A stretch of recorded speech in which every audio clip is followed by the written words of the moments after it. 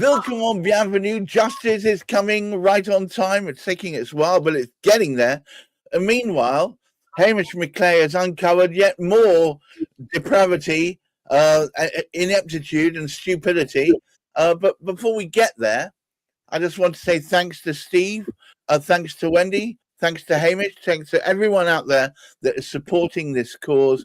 Remember, this channel is to talk about cladding, its effects, and the knock-on effects to people who are stuck in locations where they cannot sell, they cannot insure, and so on. But to start us off, Hamish, as traditional, the talking stick is yours, sir. Well, it's hard to figure out where to start, really.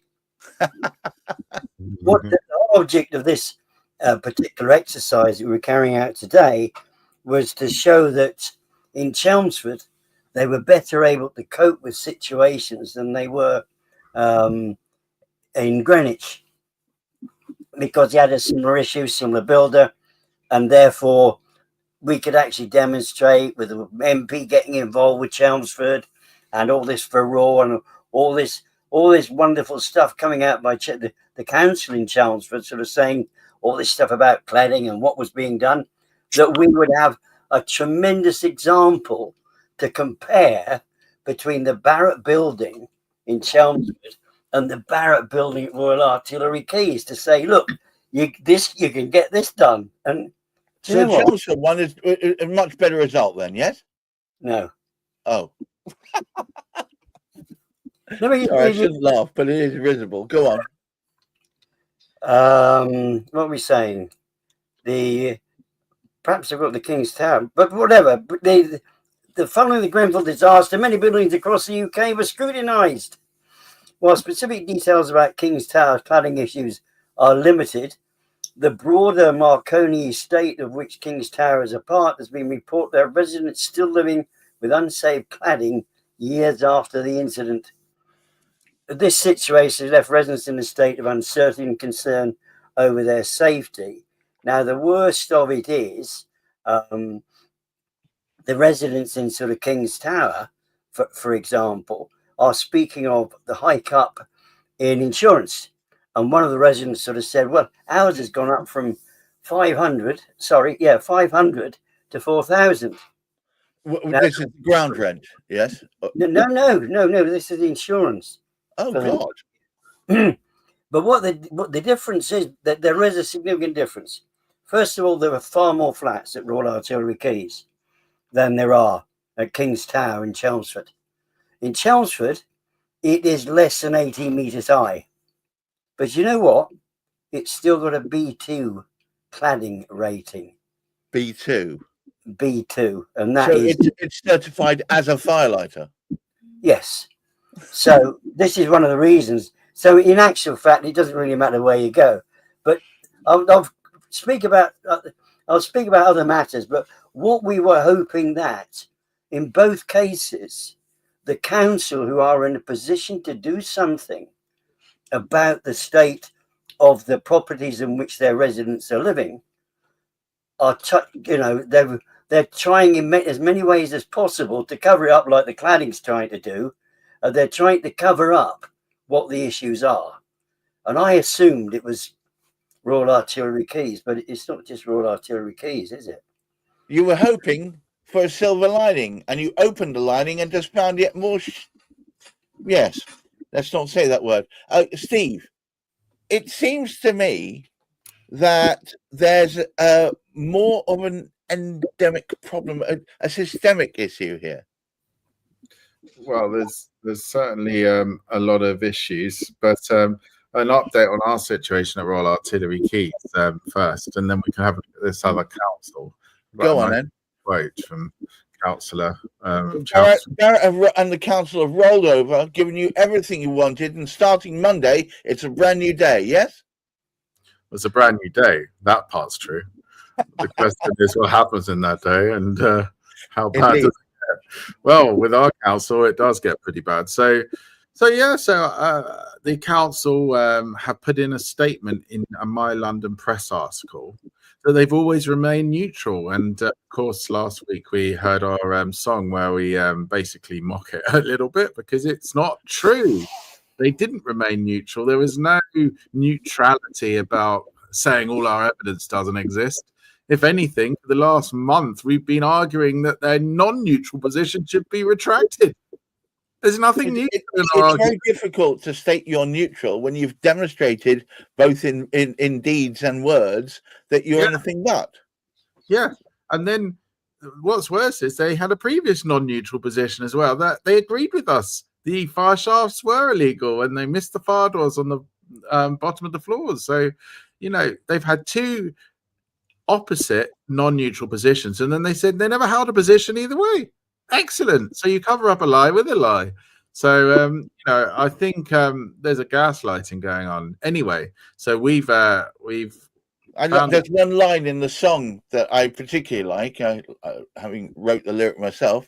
Amnesia is not a standpoint. It's not. You can't pretend it wasn't there when it so plainly was. And behind the scenes, we've had over 20 residents now write into the chief executive of Greenwich Council. We've obviously had this My London article. Do check it out. Search Google for My London Royal Artillery Keys, and you'll see our latest. They've done quite a few on us, but it's a particularly good one. And we've got silence from the council. They don't really want to correct the record. They've put out their, you know, what they've said. But that doesn't matter because we have their law firm. And, you know, we've initially been told to go our separate ways and never to write to them again in no uncertain terms by them in writing. But then we pointed out under the Solicitors Regulation Authority Code of Conduct, they have a duty to correct the record if they've acted off advice which turns out to, well, instructions, should I say, that turns out to be false. And of course, we've helpfully, very helpfully, I might say, provided them all the evidence the council held at the time of instruction, just so they don't have anywhere to go. Anyway, they've written back and they said, "Oh, Mr. Day, we're very interested in this, and we'll get back to you." You know, so not. What do you mean? Having said go sling your hook, now they suddenly perk their ears up. Yeah. So I'm hoping the situation will be that if our council, our elected leaders, want to continue to push untrue statements and then push a untrue explanation of why they made that untrue statement, then the law firm will not want to fall foul of the SRA code of practice and do the decent thing on their behalf. But isn't that ridiculous? But anyway, so that's where we are. Now, the council, Chelmsford City Council leader Stephen Robertson wrote, I am writing to you, Robert Jenrick at the time, the housing minister in Parliament, on behalf of Chelmsford residents regarding cladding on residential buildings. I welcome blah, blah, blah. However, I felt it was important to provide you with the views of Chelmsford residents, as we do not feel your proposals go far enough. That's a we. That's the council and residents combined. That is a council that stands up for its residents, doesn't lie about all their expert evidence and deny it exists. That is a council that wants to help. Greenwich, listen. Well, it's certainly a better way of working than they've got. Wendy, we were talking just before we went on air. You've been approached by first-time buyers. Indeed, I have so many first-time buyers ask the question, is there a developer who we can trust? And it's so difficult to be able to point them in the direction of any developer at the moment based on the track record around the cladding issues. And also the concern over the fact that so many years later, I mean, we're nearly on the date of the 8th anniversary of Grenfell tragedy, and still very little constructive work has actually been done to resolve the cladding issues on so many of these buildings. So it does beg the question, who can we trust? To my mind, I mean, maybe I've got this wrong, and I can be quite a simpleton at times, but to my mind, that we have an entire lack of affordable buildings or any building, frankly, for first-time buyers. Here we have the opportunity at a lower cost than building the things from scratch of creating a whole raft of them. It's You not know, even the fact that it's a lot cheaper to actually move into a building that already exists. You know, think of the environmental issues themselves. All the carbon that's already tied up in buildings that have already been built is already expended carbon, whereas if you're looking at building new buildings, the carbon emissions just from those new buildings is going to add to the carbon emissions that have already been spent. Surely it's far better from an environmental point of view to look after the buildings we have rather than actually build new from scratch again. there's lots of reasons, carbon costs being one, but Yeah. but also time, effort, expenditure. Much easier to take panels off and rectify than to build from scratch. There's so many reasons why doing this plays well, not just towards residents like Steve and so on, who have made their case very plainly that they've been hoodwinked, but also more importantly that they've been waiting for them to get this right so that their buildings are actually worth anything. It's so Absolutely. frustrating. And absolutely. And, you know, going back to the government promising 1.5 million new homes in the next 5 years, what's the point in putting new 1.5 million new homes in the housing stock where you have to actually take a whole lot of existing homes out of that housing stock because they are dangerous for people to live in? Wow. It just seems obvious to me. Hamish, I'm sure you and I have had a conversation not that long ago where you made the point, well, it's all very well us mucking around with the cladding, but when they take the cladding off, that's when you find there's a whole host of other issues. Well, I mean, the cladding aside, it does it does become seriously frightening because, I mean, Steve hasn't actually mentioned this, and I was actually speaking to a construction engineer earlier today. He was saying, well, it wouldn't be so bad, Hamish, if it wasn't just the cladding on the outside. It's what goes on the inside, and what's done with the electrics, what's done with the compartmentalization, what's done to actually prevent these fires spreading. And much of the remediation that is spoken about is purely to do with cladding, because they're not admitting, and they won't admit to Steve or his residents, as they have admitted in Chelmsford, as to what this remediation actually is. As we know, even with that letter that the council wrote, the remediation is still inappropriate to the residents of those particular sort of buildings, or stands in that particular position. But the concern, as I said, is it's not just the cladding. It's beneath the cladding, of course. There's still on the outside of the building that is a serious issue, but it's also internally, structurally, and the electrics. I mean, just an interesting comparison this engineer made. He said, do we have this kind of issue in the likes of Russia or Ukraine for that matter? No, they use different building techniques that would not bring this particular situation about. And yes, it costs that, it's strange, it costs that a little bit more, but they actually build in that particular sort of way. But also what we do have to look at is the management of some of these buildings and who the management are using to actually just generally maintain buildings or not maintain them. They are meant to be maintaining them. And it's particularly bad with social housing. We're not touching on social housing here particularly, but it is particularly bad on social housing. So it is worrying. The deeper we look into it, because we know Greenwich Council do employ management companies who do actually, if we think about this, we've already got a situation where safety issues have been overridden by the builders, the developers. Yeah. We've got these companies going in, allegedly doing work within these particular sort of buildings, who are cutting even more corners. And they're getting away with it. Why? Because they're giving in, they will give actually wondrously sort of cheap prices for what they're about to do. And guess what? They give it that cheap. They've still got to make a profit. so they've got to use cheaper materials. I mean, it's the only way around it, isn't it? But it's just deeper and deeper and deeper. Beggars belief, Steve.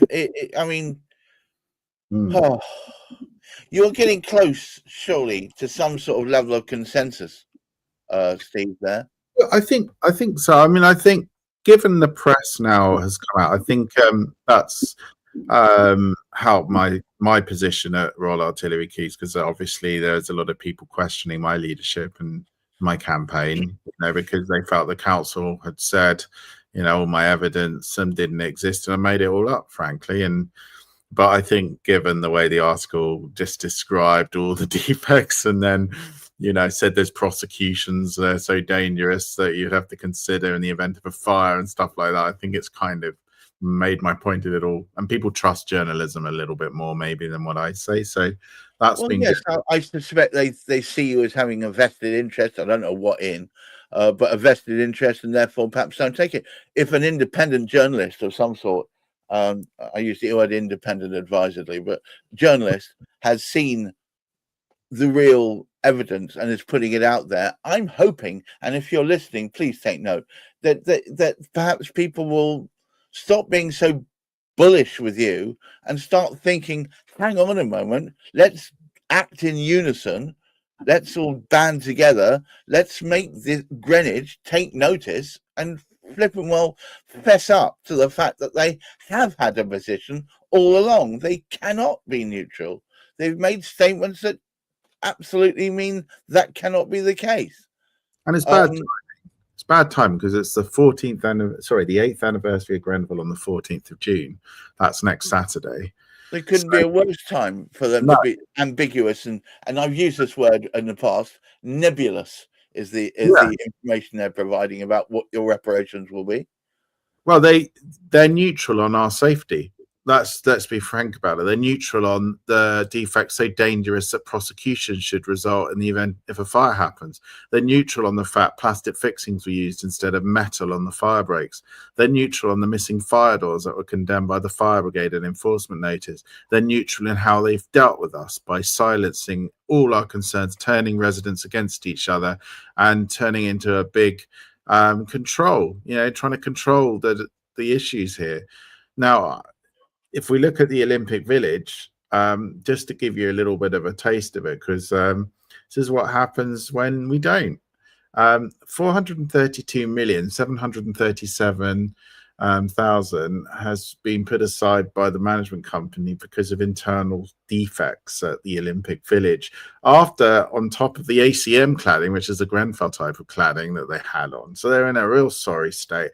And because it's such a large amount of money, they've had to say, this company, EVML, that their future is now at risk because they can't charge the leaseholders for the work. No, of course they can't. They bloody caused it. But this is the former athletes' village in a prestigious Olympic park in London. They just put a lick of paint on stuff, for God's sakes. So what happened to the council over there in Tower Hamlets? What happened over there when the buildings were signed off? Why are we allowing, for our most prestigious sort of international event in the world, or one of them, why are we putting up the nation's top athletes in death traps?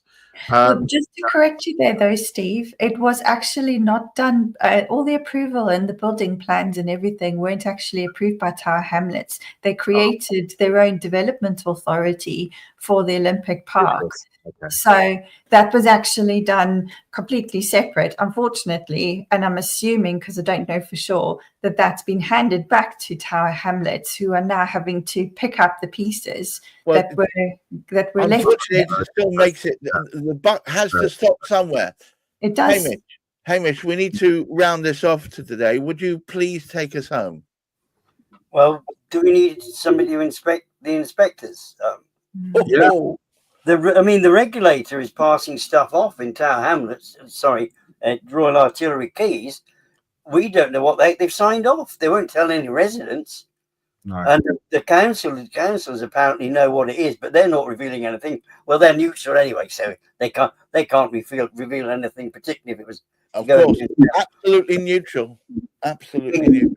We are on a very, very difficult. And in actual fact, I think, as I did mention, because Greenwich Council in particular has drawn us towards looking at their activities, it is a known factor. I'm not saying this about Greenwich.